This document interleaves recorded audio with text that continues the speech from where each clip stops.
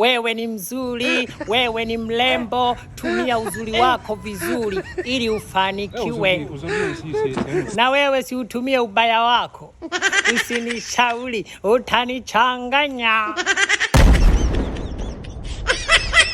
Usiowe mwanamke mwenye kazi. Mwanamke mwenye kazi ana kiburi cha mshahara, huwezi hata kumpelekesha, hawezi hata kukutii, alafu atakuwa anachelewa na kurudi nyumbani. Tena utakuwa unashare na bosi wake.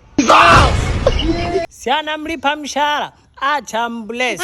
Usinishauri, utanichanganya.